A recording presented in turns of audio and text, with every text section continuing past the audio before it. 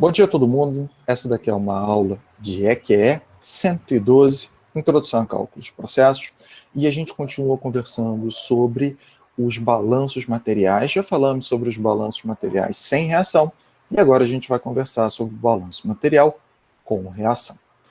Na aula passada a gente apresentou, a gente viu algumas definições, definição sobre conversão, definição sobre relações estequiométricas, quantidade em excesso de um determinado constituinte, de um determinado componente, e vimos também algumas definições que não foram aplicadas ainda, pois elas se referem à situação em que existem reações em paralelo. Mas a gente vai guardar esse assunto para o próximo tópico.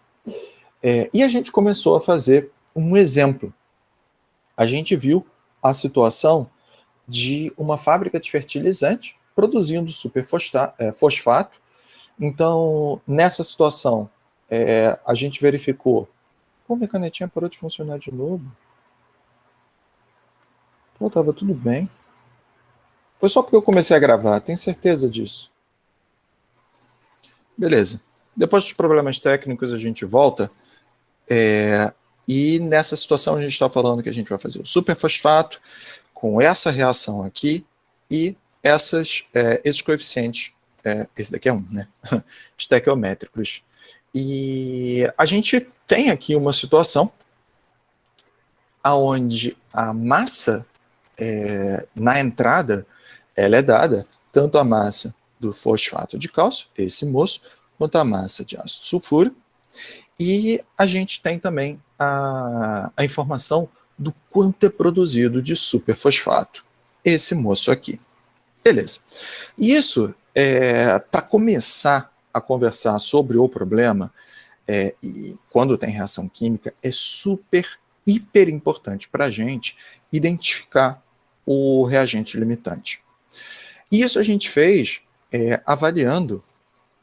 agora eu tenho que ver como é que eu vou passar. Tá, vamos voltar ao que eu estava falando, porque eu não lembro mais. Beleza. Você está falando sobre o limitante, como que a gente tinha encontrado ele. Isso, muito obrigado.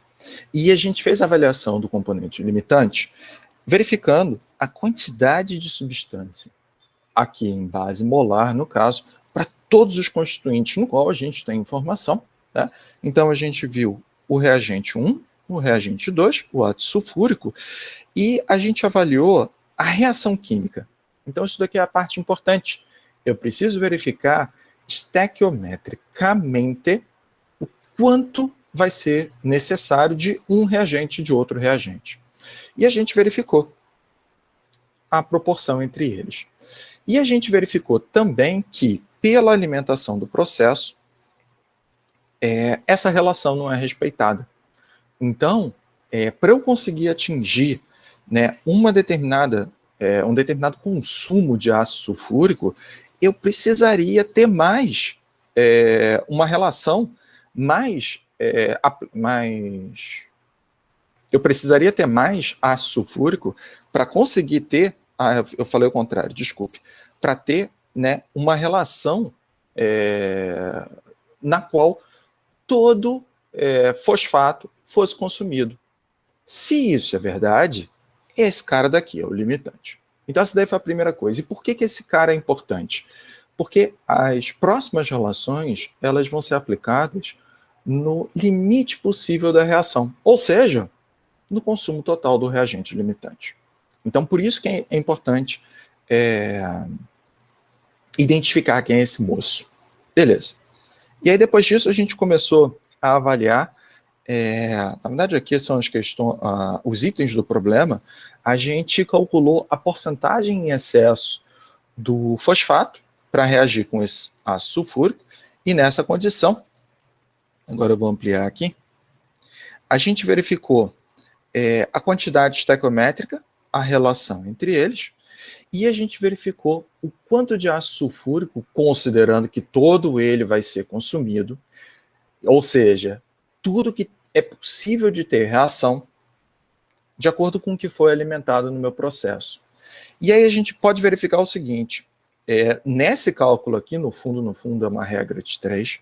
Vocês podem verificar que eu vou conseguir cortar o quanto de mols de ácido sulfúrico foram consumidos aqui, e eu vou verificar o quanto efetivamente de fosfato foi consumido no meu problema.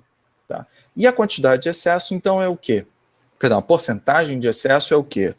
É quantidade de substância em excesso dividido pela quantidade estequiométrica. Então vai ser, o excesso é o quê? O que tem na alimentação, menos o que reagiu, o que sobra disso daí é o que está em excesso, dividido pela quantidade estequiométrica, que é o que reagiu. E isso daqui me deu esse valor da porcentagem de excesso de fosfato. Beleza. Essa daí foi a ideia, né, da solução do item B. Para o item C, é pedido no enunciado, eu tenho que mexer aqui, no enunciado, agora vamos escrever aqui, se eu conseguir escrever, a fração, eu vou ter que usar esse negocinho, tá, pessoal? Desculpa aí. C é a fração do reagente limitante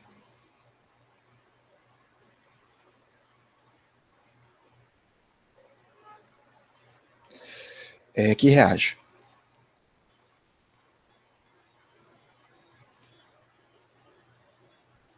Beleza, deixa eu botar aqui para baixo. Eu acho que eu consigo diminuir esse tamanho. Pode ser para hoje, gente? Então fica desse tamanho mesmo. Ok, como a gente vai fazer isso? A gente vai avaliar o quanto a gente obtém do superfosfato. Tá? Então vamos lá. Vou botar aqui. A gente obteve. E aí vocês podem ver as informações que estão lá na frente do problema. Tá? Vocês vão ver que a gente tem 1,2, 1,20 kmol de superfosfato.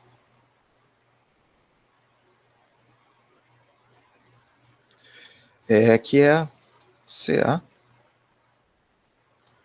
CH4 PO4 2. E isso daqui a gente pode ver na saída do processo. Bem, vamos ver aqui como isso daqui vai ser tratado. Se eu quero essa fração, eu vou montar a minha estrutura de cálculo usando novamente uma regra de 3. Tá? E a regra de 3 vai utilizar as proporções estequiométricas em relação ao que é alimentado. Então, repare que eu estou seguindo o mesmo procedimento do que foi colocado aqui em cima, nesse local, hein? Então, vocês acabaram de ver o seguinte, é figurinha fácil. Esse procedimento ele vai se repetir. Eu sempre vou querer analisar o que acontece com a relação estequiométrica em relação ao que efetivamente acontece no processo.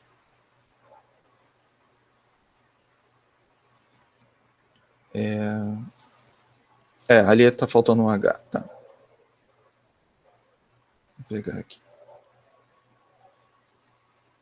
Ou talvez a minha letra ficou tão fantástica que o H virou um C. Pode ter acontecido. Não, eu errei. Então vamos lá. Eu vou seguir o mesmo princípio, hein? Só que agora eu vou fazer a relação de 2 kmol de H2 SO4 em relação agora ao cara que me interessa. Eu vou olhar a relação efetiva com o superfosfato. Se vocês olharem a relação estequiométrica, qual é mesmo a relação estequiométrica que não está aparecendo aqui para mim? Vocês podem me dizer? 2 de H2SO4 são consumidos e produz quanto? De superfosfato? 1. Muito obrigado. Então vai dar 1 kmol do CaH4,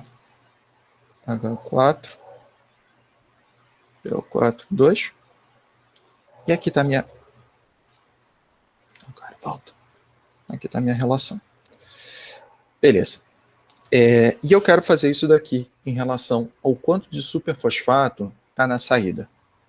1,20 kmol de CaH4, PO4. Pelo que vem, vou botar... Vou dizer que é espécie A, espécie B, espécie tudo. Fazendo essa continha fantástica que tem aqui, tá?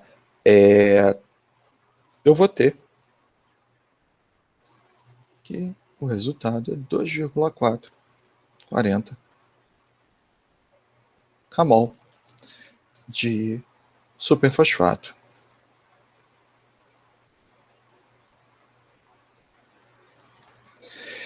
Beleza. Note que isso daqui se refere ao quê? Se refere, vamos olhar de novo a relação que foi criada. Esse cara se refere ao quanto é possível reagir de ácido sulfúrico. Tá? Então, isso daqui é o quanto efetivamente é produzido. Tá? Então, como é que a gente vai fazer o cálculo final? Eu vou ver se consigo escrever aqui bem pertinho. Vou escrever aqui embaixo.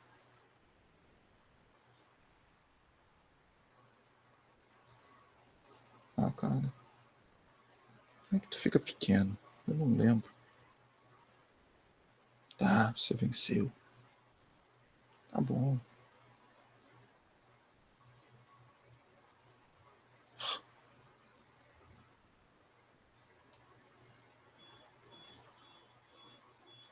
Pronto. Então, a gente vai fazer o cálculo aqui do item C, que é a porcentagem de conclusão da reação, né? Porcentagem de conclusão. E ela se refere ao quê? No fundo, vai ser aquilo que reage em relação àquilo que... Poxa, gente, desculpa. Eu acabei de ver que eu fiz uma besteira bem grande aqui. Eu anotei errado. Pô, tô seguindo... Foi mal. Eu realmente me perdi pela falha técnica. Tá? Milhões de perdões. Putz, dei mole. Será que eu tô explicando essa porra? Ah, tá gravando. Eu ia falar um palavrão. Tô explicando essa beleza aqui, tá? E... Putz. Deixa eu ver aqui. Porcentagem de conclusão.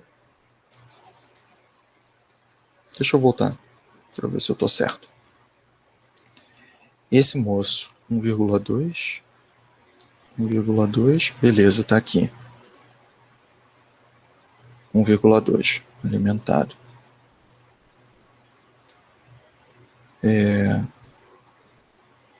E aí eu estou usando a minha proporção. Ah, tá. É o alimentado mesmo. Tá. É o quanto eu vou conseguir produzir mesmo.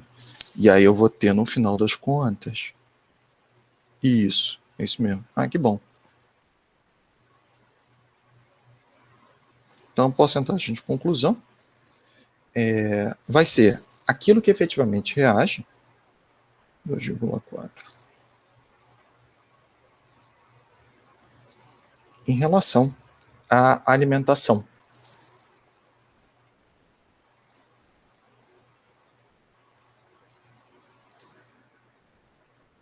Isso daqui multiplicado por 100%.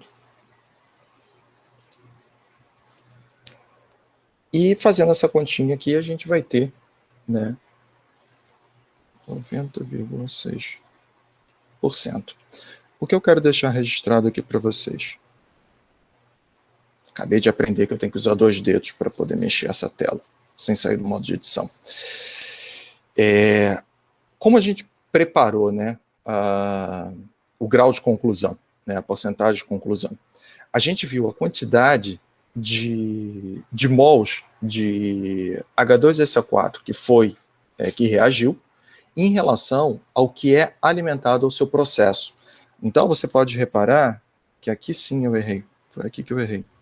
Olha só onde eu errei. Eu anotei errado.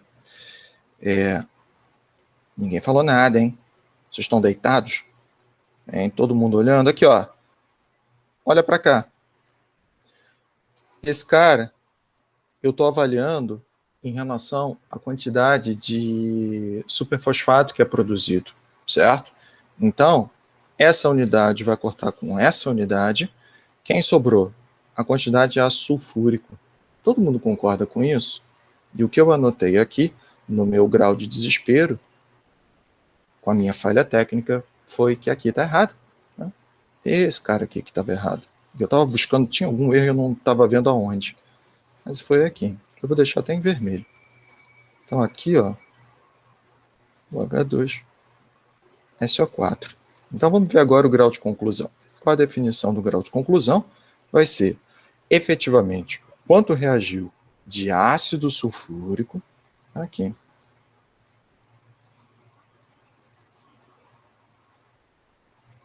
de ácido sulfúrico, e aí esse daqui vocês vão ver que é o alimentado. Tá bom? E isso daí me deu, então, que eu tenho 90,6 de grau de conclusão dessa reação. Não é uma reação completa. Tá? É isso que esse cara daqui está me dizendo. Ok, deixa eu ver se eu tenho espaço aqui. Não, né? Então vou ter que usar aqui em cima.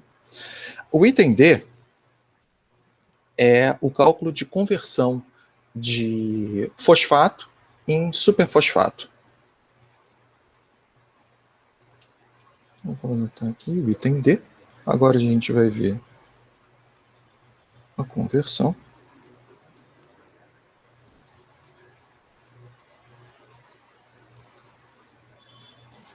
De fosfato em superfosfato.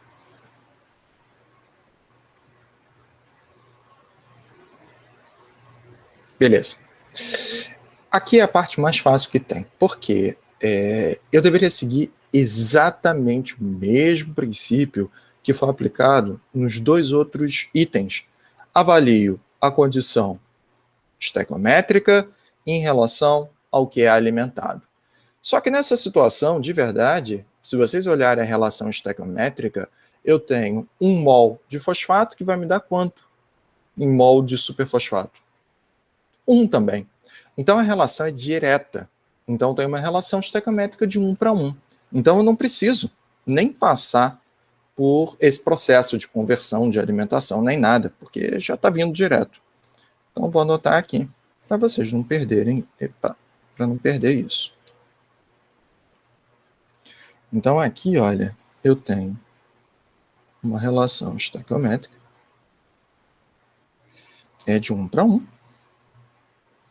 e por isso, a porcentagem de conversão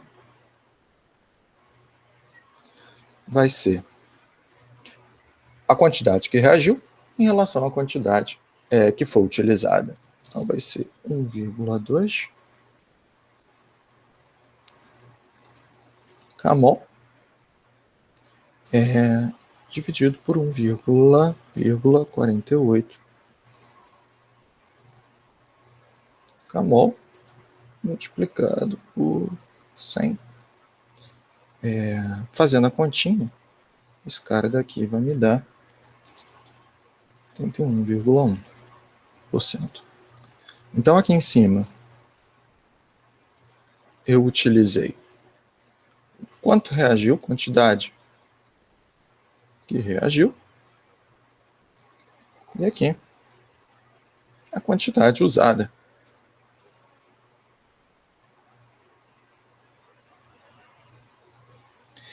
Repara, então, que esse tipo de procedimento é aplicado para avaliar muito mais como a reação se comporta, como ela está seguindo, o grau de avanço, não vou chamar de avanço, porque avanço é uma outra definição, mas o quão bem o nosso reator está conseguindo, só estou vendo em inglês, perform, tá? A performance do reator, beleza. Então essa daí era a palavra que eu estava buscando. Então vocês podem até perceber que pelas quantidades reais alimentadas, esse reator aqui não é 100% não. Tá? É um reator real, não é um reator que a gente alimenta as condições ideais no processo. Por isso que o grau de conversão deve sempre ser analisado em condições industriais. Ok. Dúvidas? Beleza? Acho que está tranquilo, professor. Tá bom. Deixa eu ver aqui se eu consigo... se esse cara daqui pelo menos tem 10%. Eu tenho que ativar o Bluetooth. Ativou, que legal. 14%. Você vai ter que funcionar, sua desgraça. E aqui.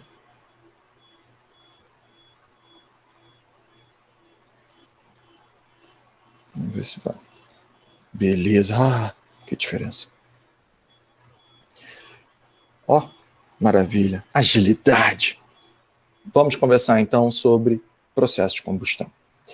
Processos de combustão são muito aplicados. Por quê? Vamos imaginar, tá? Por que uma indústria, tá? Em especial óleo e gás, tem muito processo de combustão? Vamos pegar aqui o caso de uma plataforma. Tá? Uma plataforma pegou óleo, tá? Pegou gás, ou seja, pegou hidrocarbonetos. E, para aquela plataforma funcionar, o que ela precisa? De energia. E qual é a energia mais disponível que eu tenho ali na plataforma? Pode ter certeza, eu estou pegando hidrocarboneto. Então, nesse conceito, eu preciso queimar esse hidrocarboneto para poder, ou seja, eu vou usar um gerador baseado em combustão. E, portanto, ali vai ter um processo de combustão. Vamos pegar agora outras indústrias.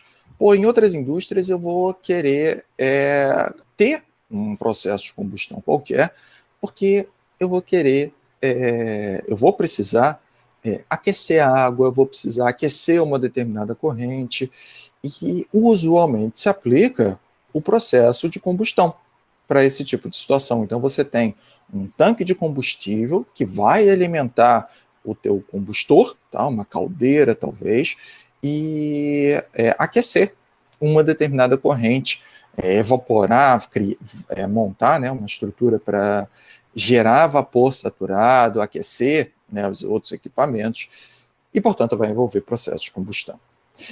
E, então, a grande maioria das indústrias que tem processos, eu vou chamar assim, não isotérmicos. Tá? Ou seja, a temperatura varia e eu preciso de uma fonte de energia, provavelmente vai envolver um processo de combustão.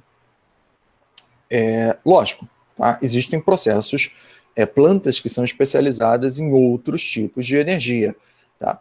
Mas processo de combustão e figurinha é fácil. Por isso que ele é importante para a gente. Segunda coisa pelo qual ele é importante. Porque processo de combustão ocorre como um grande exemplo para a aplicação de reações em paralelo. Por quê? Porque o processo de combustão ele pode acontecer de uma maneira completa, mas ele pode acontecer também o que a gente chama de uma maneira incompleta. A gente chama de combustão incompleta. O que é a combustão completa? É quando existe a queima completa do carbono envolvido, e isso daí vai gerar monóxido de carbono. Monóxido não, é dióxido de carbono, tá? Que é o CO2. Mas e se não queimar tudo completo? se houver uma interação do carbono com com a água que é gerada no processo. Isso daí pode gerar monóxido de carbono, que é nocivo, que é uma coisa que realmente prefiro que não tenha, mas acontece. Nessa situação, não vai ter a queima completa. Uma parte daquele carbono do hidrocarboneto é convertida para monóxido. E aí eu vou precisar lidar com a que a gente vai chamar de queima incompleta. Tá bom?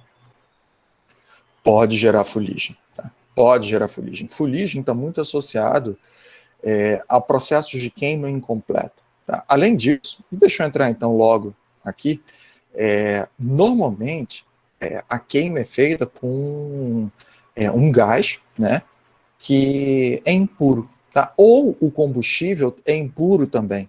Então, com isso, acaba que você queima coisa que você não queria nem queimar, tá? Como compostos com enxofre, compostos nitrogenados, e aí fica pior ainda. Tá? Mas acontece, não tem jeito. Então, as impurezas também é uma coisa que a gente precisa se preocupar. Vamos conversar um pouquinho sobre a ideia, tá, do processo de combustão como um processo químico em si. Tá? Então, a gente vai pegar um determinado combustível, o combustível a gente vai avaliar como uma mistura de hidrocarbonetos. Tá? Ou seja, um composto, tá, que tem carbono e tem hidrogênio. Então, essa daí é a nossa premissa básica. E a gente vai utilizar ar. Tá? Professor, peraí. Por que eu vou utilizar ar? Poxa, se eu sei que efetivamente a queima é realizada apenas com oxigênio, por que eu não uso o oxigênio? Aí eu boto essa pergunta para vocês. Por quê? Por que eu utilizo ar? Por que eu não maximizo a queima usando apenas oxigênio? Alguém? O Davi colocou uma coisa aqui que é interessante. Tá? Ele botou aqui, custo. Mas por que custo? Eu vou fazer uma analogia aqui. O que você está respirando agora? Tá? Por favor, responda. Ar, tá? A menos que você esteja desmaiado e não esteja ouvindo o que eu estou falando. Ar. Ar é abundante. Ar eu posso pegar em qualquer lugar. Tá? Qualquer indústria, a não ser que ela esteja no fundo do mar, tá? Você vai ter o ar disponível. Lógico, com determinadas qualidades diferentes do ar. Tá? Então, e no ar, eu sei que tem um carinha que tem, e aí eu posso até dizer, tá, que tem uma determinada quantidade em base molar, base volumétrica aqui também, de oxigênio. Então, eu vou tentar aproveitar isso. Então, a gente vai, usualmente, aplicar o ar para isso. E como eu tenho muito, não vou nem me preocupar. Bota essa brincadeira em excesso, porque a gente já conversou que as reações químicas, muitas vezes, não acontecem de forma completa. Certo?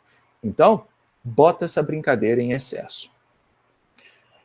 Isso daí vai gerar o que a gente vai chamar de gás de combustão. Ok. Então, conversando um pouquinho sobre ar, o ar, a gente vai considerar dentro dessa disciplina que tem 21% de oxigênio, e a gente sabe que o ar ele tem também outros compostos, tá? Outras espécies químicas. Em sua grande maioria é nitrogênio. Mas também tem argônio, tem uns carinhos que são os menores. Tá? E eles são tão pouquinhos, que eu vou desconsiderar. Eu vou considerar que, em sua grande maioria, a representação do que tem no ar vai ser apenas nitrogênio.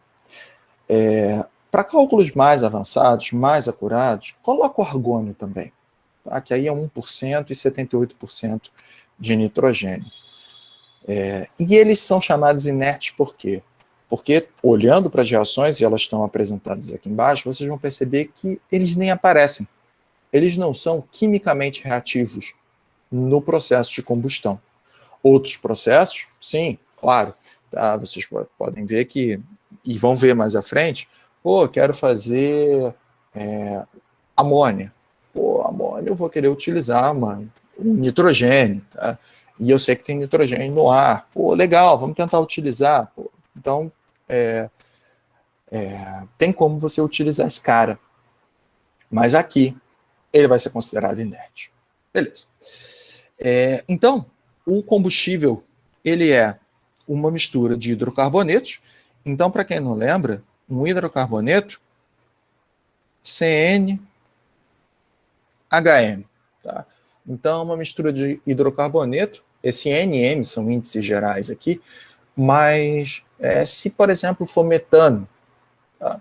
CH4, se for um etano, C2H8, e assim por diante. Então, eu tenho diferentes configurações para esse cara daqui. E eu vou montar a estrutura de cálculo, tudo aqui eu vou montar de uma maneira diferente. Vocês lembram que eu já conversei com vocês sobre o balanço por espécie química? E eu falei para vocês o seguinte, galera, vai ter uma hora que eu vou mudar um pouco esse conceito. Ao invés de pensar em espécie química, molécula, eu vou pensar, não na molécula, mas eu vou pensar no composto de uma maneira individual. E chegou o momento. Eu sei que a alimentação vai ser um hidrocarboneto, mas eu vou olhar agora o que está acontecendo no hidrocarboneto de uma forma separada. No fundo, e aqui eu vou fazer o exemplo de uma combustão completa do metano. Tá? Eu vou escrever aqui CH4, mas eu não balanceei, tá? Então deixa eu balancear, mais o oxigênio. Isso daqui vai me dar, por combustão completa, CO2 mais água. E aí, olhando aqui, eu tenho 2O2, eu tenho 2H2, então esse cara daqui tem que dar 2, então esse cara daqui vai me dar 2. Beleza. Então, note que, na real, o que acontece é essa reação que eu escrevi aqui agora. Mas eu vou desmembrar. E eu vou passar a escrever dessa forma que está aqui. Mistérios. A decomposição de como a reação acontece, escrever dessa maneira e escrever dessa maneira. Mistérios. Dúvidas. Feitiçaria, Harry Potter. Tranquilo? Beleza. Acho que é tranquilo. Beleza. Então, repare que agora a gente vai olhar sempre com a base no elemento individual. Tá? E o balanço de massa vai funcionar. Vocês vão ver. Só que o que acontece? O combustível ele pode vir com uma impureza. Então, vai ser mais bagulhos. Então, mais impurezas. E dependendo da impureza, aqui no caso eu botei uma impureza que é o enxofre. Eu vou fazer a mesma jogada, eu também vou decompor, tá? O elemento em si. Então, pode ter enxofre, pode ter composto nitrogenado, pode ter um monte de coisa. E essa impureza ela vai entrar também nos meus cálculos. Ok. Eu vou agora conversar um pouquinho sobre a parte prática do gás de combustão. Tá? Como é que eu consigo analisar ele na saída de um equipamento? Isso é feito utilizando a análise de Orçat, que é uma técnica de análise de gases de combustão mesmo. E o que é feito? É aplicada uma solução alcalina para verificar o quanto de cada um desses compostos aqui está presente no gás de combustão. E aqui eu tenho um equipamento super antigo, tá? Mas ele mostra muito bem a ideia. Então imagina o seguinte, eu vou pegar o gás de combustão e vou adicionar aqui, olha. Tá? Então ele vai entrar por aqui, e aqui eu vou conseguir mensurar, né? Na verdade, se eu estou colocando, né, eu consigo ver o quanto de gás que eu coloquei, certo? Isso daqui em base volumétrica. E aí eu consigo... repara como vai ser a ideia do processo, hein? Olha só. Eu vou chegar, vai passar pelo tubinho aqui. Aqui, em um determinado momento, tá fechado, tá? Tá tudo fechado. Aí eu vou chegar aqui e vou passar por aqui, tá?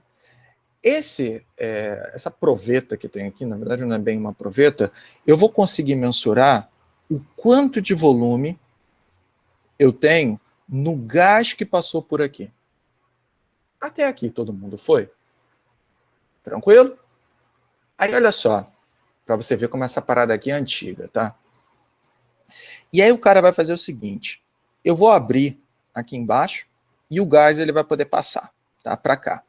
E eu vou pegar essa garrafinha e vou enfiar em um desses lugarzinhos aqui, dessas paradinhas aqui, tá? Que eu não sei o nome dessa brincadeira. O que vai acontecer com o gás que está vindo por aqui? Ele vai passar, aí eu vou abrir, tá? Aqui eu vou fechar, fechado, fechado, fechado, e aqui eu vou abrir. Então ele vai passar por aqui, por dentro. Então ele vai borbulhar numa solução alcalina. E essa solução alcalina, ela tem afinidade química com um dos componentes. Talvez com CO2, talvez, sei lá, não sei se com a água vai ter, mas talvez com SO2, talvez com alguma outra impureza. E aí o que vai acontecer? Isso daqui é feito em base seca, então a água não. Tá? Então o que vai acontecer? Esse cara vai ficar retido aqui. Então digamos que nessa primeira solução alcalina, o CO2 que estava presente no gás de combustão ficou retido. Beleza. Então eu passei todo o gás por aqui, tá? Aqui estava aberto, aqui estava fechado, fechado, fechado, fechado. Para onde esse gás vai passar? Vai passar por aqui de novo. Só que o que vai acontecer nessa segunda passagem? Eu vou conseguir mensurar o quanto, lembrando, né? Aqui eu vou conseguir mensurar o quanto de volume que existe nesse gás. E vai ser agora o quê? Vai ser o volume menos aquilo que ficou retido. Então, com isso, eu vou conseguir mensurar o quanto tinha originalmente no gás e o quanto ficou retido. E aqui, no caso, né, sendo uma solução alcalina que tem afinidade com CO2, eu vou saber o quanto ficou retido de CO2. Beleza.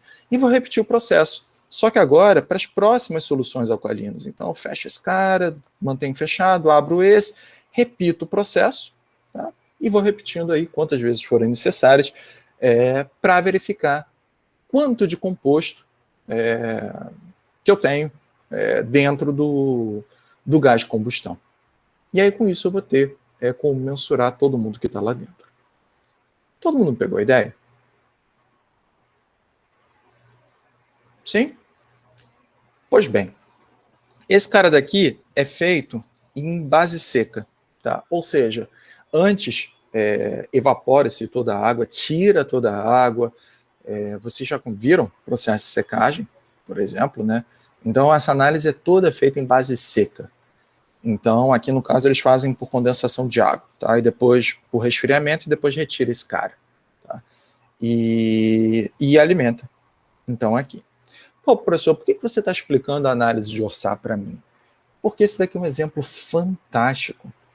Olha o que acontece. A gente já conversou sobre processos de absorção num separador físico, que não tinha efetivamente uma reação química, mas tinha a retenção de uma determinada espécie química por uma afinidade. A gente viu isso, a gente conversou sobre o processo de absorção.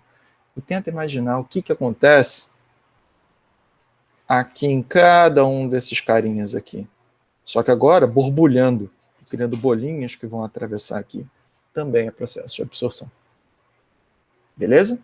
Então, repara que a gente está acoplando o que a gente viu em processos físicos com um combustor, no caso, aí, e o gás que vem de lá, sendo alimentado na mistura, sendo alimentado no processo. Então, a gente acabou de complicar um pouco a nossa vida. Show, beleza. Então, a gente viu a análise de Orsay, depois eu vou querer trabalhar isso nos exemplos. Além disso, eu vou botar aqui algumas definições. Então, as definições são muito parecidas com o que a gente viu anteriormente. Só que agora vai ser tudo aplicado para um dos componentes que é fácil de medir, tá? Que é o próprio oxigênio. Então, eu vou seguir, na verdade, é bem parecido. O que é o oxigênio teórico? É o chamado oxigênio estequiométrico também, e é a quantidade de oxigênio necessária para ocorrer a combustão completa. Ou seja, a combustão completa é o mundo ideal. É aquele onde todo o oxigênio que está aqui presente, na verdade eu vou avaliar o oxigênio necessário para conseguir consumir, né, reagir com todo o carbono que tem no processo. Isso daí baseado no quê? Na reação. Baseado na relação estequiométrica. A outra definição, também muito parecida com o que a gente viu antes, é o excesso de oxigênio, que é a quantidade excedente de oxigênio em relação à quantidade necessária para a combustão completa. Ou seja, o excesso é o quanto de excesso tem, tá? A quantidade necessária, a quantidade excedente, dividido pela quantidade estequiométrica. E com isso, a gente consegue calcular também a quantidade real, que é efetivamente o quanto meu processo está utilizando. E a quantidade real é a soma do teórico mais o excesso. Tá? Note que aqui a gente fez as definições baseadas no oxigênio, mas eu posso fazer isso daí também para ar. Então, todas essas definições que estão apresentadas aqui, eu separei o oxigênio para análise. Se eu fizer para o ar, o que muda? Eu tenho que botar também aquele nitrogênio, se tiver argônio, tenho que botar na brincadeira também, quando eu calcular as quantidades em excesso. Então, a definição é a mesma, segue o mesmo princípio, e, na verdade, vai dar o mesmo valor, tá? Porque a quantidade de nitrogênio ele é inerte, ele não participa da reação. Então, em alguns casos é mais fácil você trabalhar com ar, em outras situações pode acontecer de você não ter informação do oxigênio disponível. Tá? Pô, professor, peraí, como assim você está me dizendo que eu não vou ter a definição do oxigênio? Pô, peraí, se eu tenho a porcentagem do que tem no ar, eu vou ter o quanto eu tenho de oxigênio.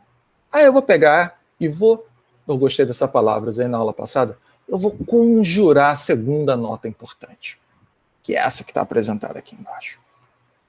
Quem disse que no seu combustível, uma das impurezas não é o próprio oxigênio? Pode acontecer. Ou seja, você está alimentando ao processo de combustão oxigênio. E aí começa a ficar preocupante a brincadeira. Porque você vai ter o oxigênio disponível como impureza no combustível e aquele que é alimentado pelo ar. Pô, caramba, e aí? Ficou mais complicado. E aí você tem que pensar muito bem como você vai fazer o cálculo do excesso do teórico também. Tá bom? Então, aqui fica o alerta. E as notas importantes, então? Mesmo em casos de combustão incompleta, eu vou definir um pouquinho melhor durante os exemplos, né? O excesso de ar ele é calculado como se a combustão ela fosse completa. Professor, isso está meio estranho. Segura, porque a gente precisa voltar a esse conceito quando for calcular nos exemplos. Mas lembra disso, hein? Mesmo se a combustão, ela for incompleta, o cálculo do excesso de ar, ele é calculado como se a combustão, ela fosse completa. E o último tópico, na verdade, eu já falei, tá? A porcentagem de excesso de ar, ela se refere à demanda, tá? Ou seja, o quanto eu tenho teórico, menos a quantidade de oxigênio no combustível. Tá bom? Professor, ainda está obscuro. Tudo bem, segura. A gente vai fazer isso nos exemplos. Só lembrem-se, quando a gente analisar, é a minha recomendação, hein? Quando a gente for analisar esse tipo de coisa, esse tipo de situação, nos exemplos, eu quero que vocês releiam as notas, eu quero que vocês releiam as definições, tá? Porque isso vai ser importante para vocês terem, compreenderem melhor o que a gente está fazendo no exemplo. Dúvidas? Foi? Beleza. Acho que tá certinho. Vamos complicar a vida e vamos resolver um exemplo. Deixa eu organizar aqui as minhas folhinhas. Eu estou de câmera fechada, agora que eu vi. Estamos todos iguais, então. Show. Então, a gente vai analisar um caso em que o óleo combustível, e aqui eu já estou dizendo, olha, é óleo combustível e ele tem alto teor de enxofre, então essa daqui vai ser impureza, ele é queimado em um forno industrial usando 30% de excesso de ar. E ainda tem aqui uma análise do óleo indicando em base másica essa composição aqui dos componentes individuais. E eu quero calcular a composição do gás de chaminé, o gás de combustão, e a do gás seco que sai.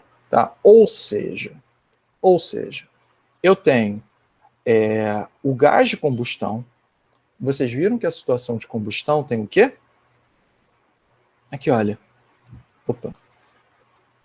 A combustão ela vai ter água. E eu quero a análise em base úmida. No caso aqui a gente vai chamar de gás de combustão, mas eu vou querer analisar também em base seca.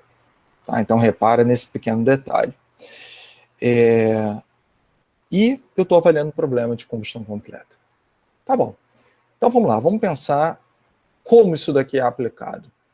Eu vou montar o fluxograma do processo. Então vamos ver se vocês vão concordar comigo. Vamos ampliar aqui para deixar legal. Então, a primeira etapa é que eu vou pegar o óleo e vou alimentar no combustor.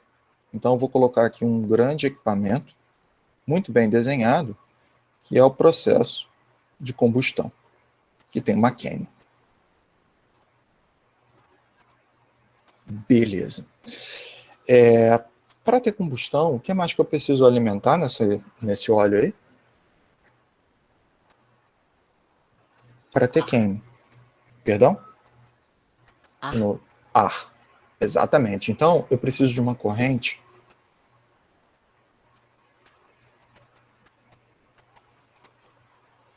ar, tá?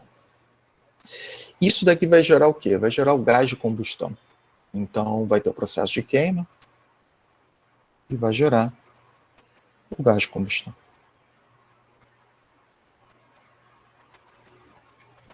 E para fazer a análise do gás seco, eu preciso separar essa água. Como é feito o processo de separação?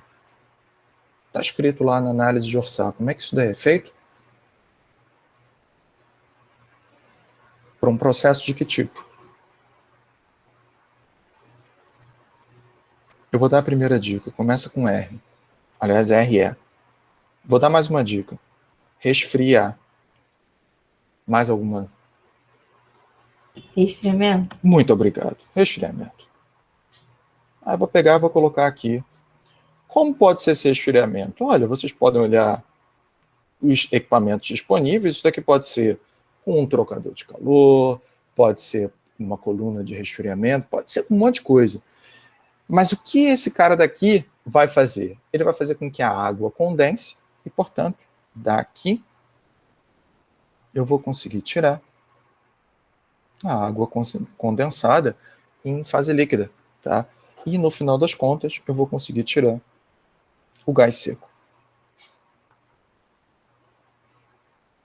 Beleza. Dúvidas sobre o fluxograma que foi montado? Repara que aqui a gente já está trabalhando com dois equipamentos e um deles envolve reação química e o outro não.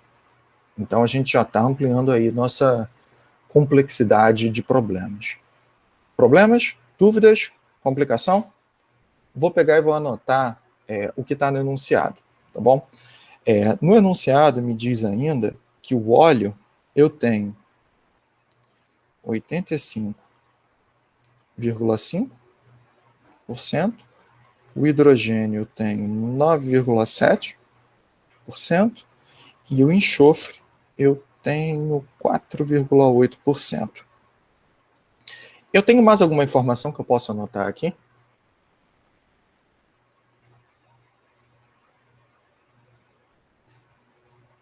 Ar. O que eu sei do ar? Eu tenho informação do oxigênio e eu tenho informação do inerte, do nitrogênio também. E eu sei que esse cara daqui é 21% e esse cara daqui é 79%. Um detalhe que eu acho super, hiper relevante mencionar e não é definir, mas é porque é assim, tá? Esse cara daqui, na verdade, esse cara daqui, tá? Ele é calculado em que base? Essas porcentagens aqui, o CH e o S. Másica. Muito obrigado. Vou anotar para ficar bem claro. O oxigênio e o nitrogênio, em que base? Máscara também? Aí pegou. Pois bem, não. Aqui é uma coisa que vocês sempre têm que lembrar. É base volumétrica. Mas por uma coincidência da vida, tá? Os valores são idênticos ao de base molar. Tá? Então, aqui, olha.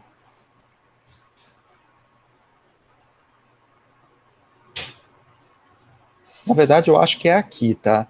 Se você botar mais componentes, eu acho que muda um pouco. Aí eu não lembro de cabeça, eu vejo na próxima aula.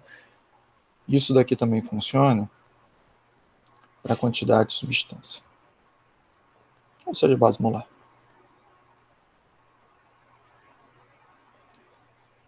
Show. Outra coisa que eu quero colocar aqui, eu quero dar nome aos bois, então eu quero dar nome às correntes, para a gente poder montar os balanços de massa. E eu vou chamar a corrente de entrada aqui de F, a corrente de ar eu vou chamar de A, o de gás de combustão eu vou chamar de GC, porque é gás de combustão, a água eu vou chamar de W e o gás seco eu vou chamar de G. Tá? Então, tá aqui. E eu pergunto a vocês, bem, a gente precisa decidir uma base de cálculo. E qual seria a base de cálculo que vocês usariam? Vou anotando aqui. O que vocês usariam? Acho que a base mágica fica mais fácil. Que o enunciado deu, né? Ali está em base mágica, eu vou manter aí base mágica também na brincadeira. Então eu vou dizer que F, 100 kg. Perfeito, tranquilo. Tá, eu usei 100 porque podia ter usado 1000, podia ter usado... Botei 100 porque fica fácil de calcular com porcentagem. Esse é o facilitando a nossa vida. Show! Então eu vou chegar aqui e vou começar a tentar compatibilizar todo mundo. Esse cara daqui, e aí eu pergunto para vocês, o que vocês fariam? Vocês teriam, note que eu tenho aqui base mágica, aqui eu vou ter uma base molar. O que vocês fariam? Vocês iriam converter todo mundo para base mágica ou vocês iriam tentar converter todo mundo para base molar? O que vocês fariam?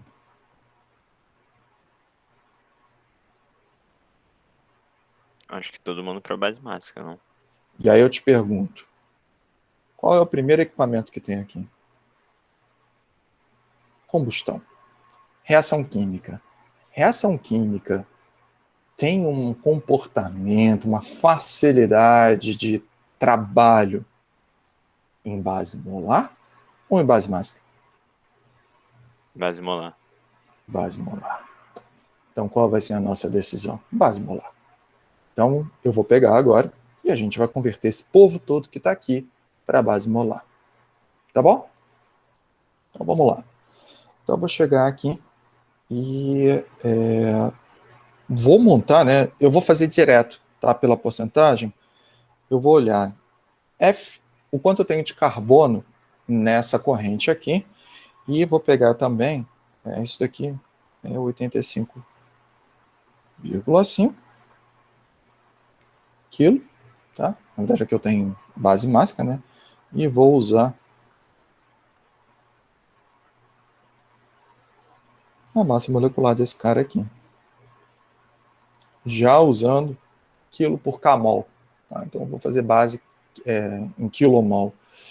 Isso daqui, fazendo essa continha aqui, essa conversão, nível de dificuldade, jardim de infância, já mostrei para vocês como faz, eu consigo calcular o FC agora em base molar. Kmol. Show de bola. FH é 9,7 quilo, MH 1,01 quilo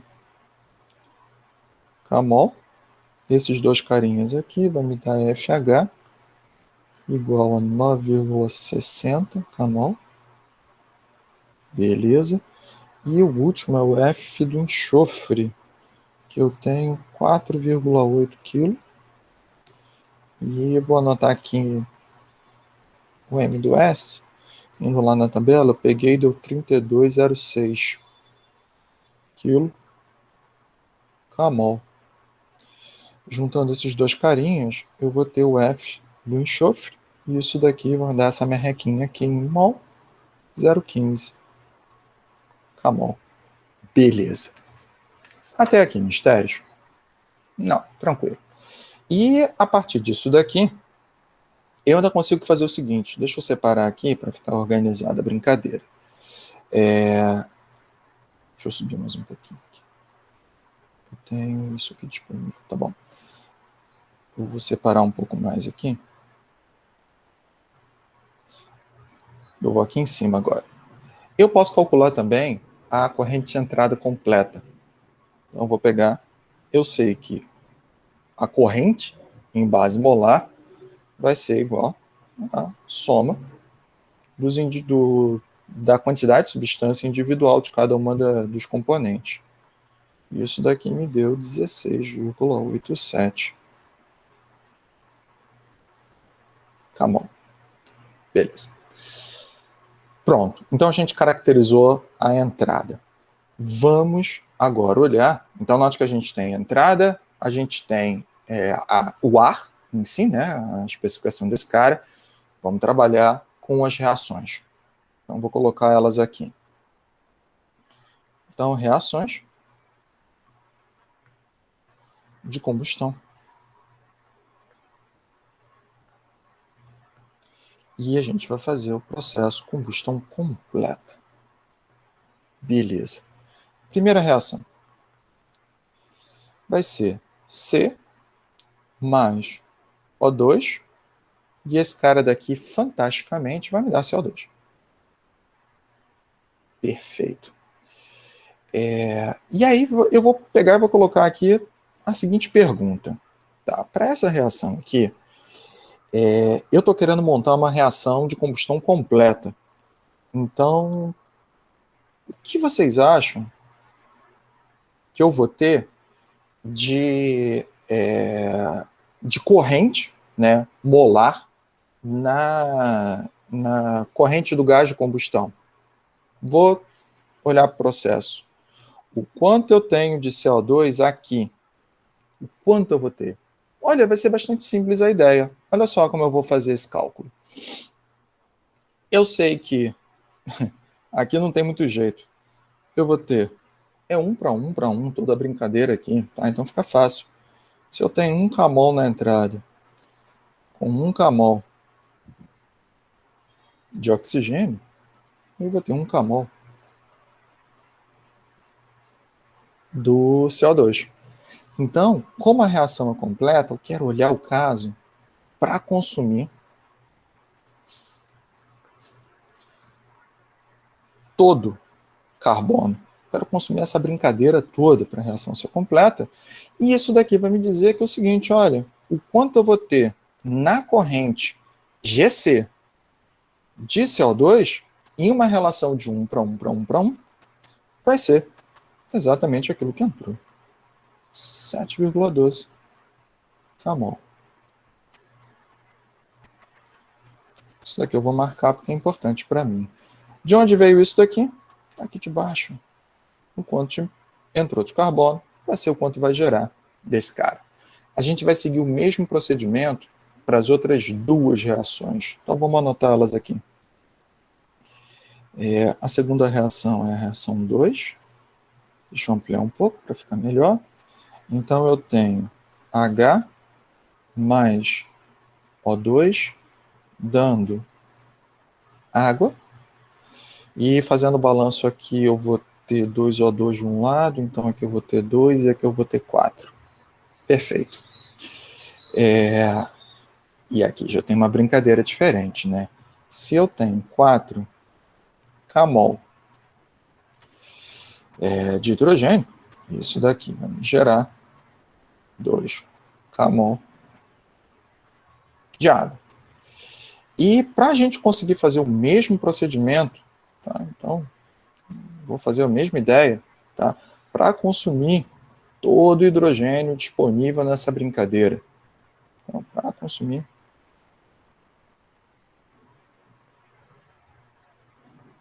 todo H2, todo hidrogênio, eu vou olhar o quanto eu tenho disponível na entrada. E vocês podem olhar que eu anotei aqui do lado, eu tenho 9,6 kmol. E isso daqui vai me dar X, e aí vocês têm o procedimento mais legal de toda a química, a regra de 3. Na verdade, eu acho ele não é tão legal, não. Eu prefiro outros procedimentos. Então, com isso, eu consigo calcular o quanto eu tenho de água no gás de combustão. Então, vai ser GC no gás de H2O, do gás de combustão, vai me dar 4,8 kmol. Perfeito. Vou marcar aqui também, porque esse cara é legal. E depois eu vou fazer também com a impureza. 1, 2, 3. A impureza vai ser S mais O2 dando S2. Aqui a relação é de 1 para 1. Tá? Então, eu vou conseguir calcular direto que em GC do SO2 vai dar 0,15. Tá bom. Dúvidas? Tranquilo? Pois bem, o que a gente vai fazer agora? Eu vou calcular o oxigênio teórico. Tá? Então vamos olhar aqui todas as reações. Repare que todas essas reações elas envolvem oxigênio. Então eu preciso olhar o que está acontecendo com todo mundo. Tá? E repara também que aqui a gente está falando de uma reação completa. Tá? Então, a própria reação, a quantidade total de oxigênio, ela vai me dar, em proporção estequiométrica, de acordo com a alimentação, o quanto de oxigênio foi utilizado. Então, vamos lá, vamos anotar aqui, cálculo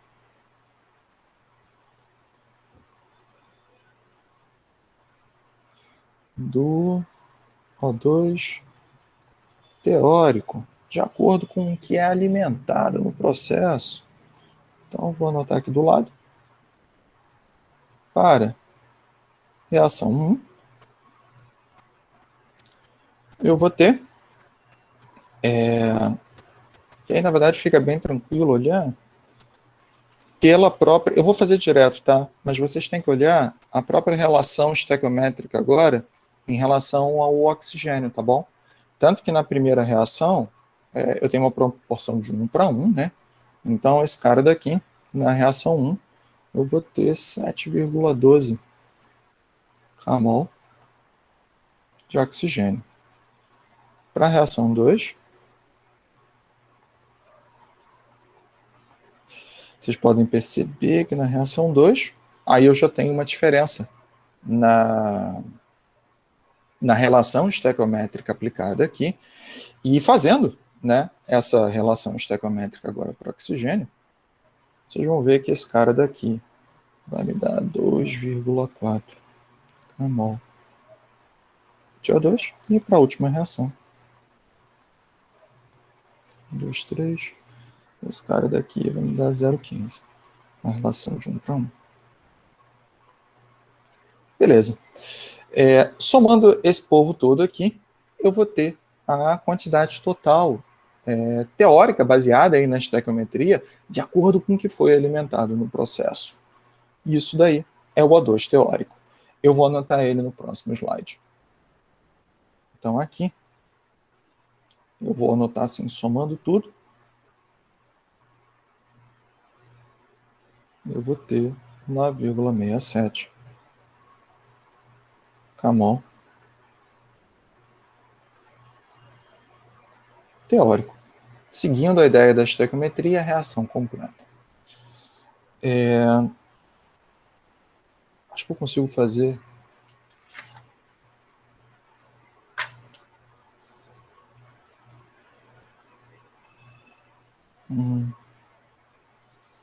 é bem rápido, na verdade. Eu vou conseguir usar esse 1 minutinho.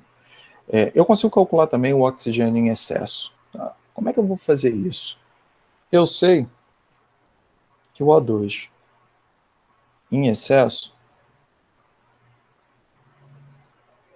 ele é 30%. Se eu sei que esse cara daqui é 30%, o que eu vou fazer? O excesso significa 30% do que foi efetivamente alimentado, teórico no meu problema, 9,67 mol. Então o excesso vai dar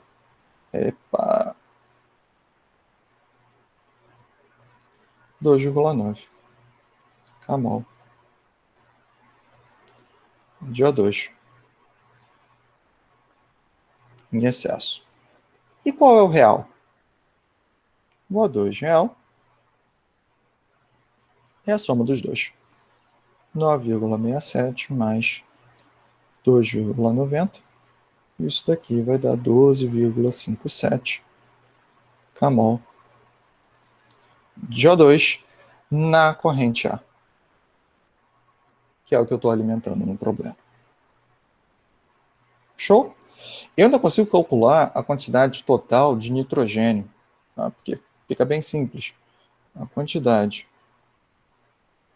de N2 real, para eu conseguir montar, né, o problema todo, ter a informação do quanto eu preciso alimentar na corrente de ar também, tá? Para poder fazer o processo completo. É bem tranquilo, porque eu sei que eu tenho 21%, no caso aí para 12,57 mol de O2, e eu vou ter os 79% usando, vou usar Y, mol de N2. E isso daqui vai me dar, usando a técnica fantástica da regra de 3, o N2 real, que vai dar 47,3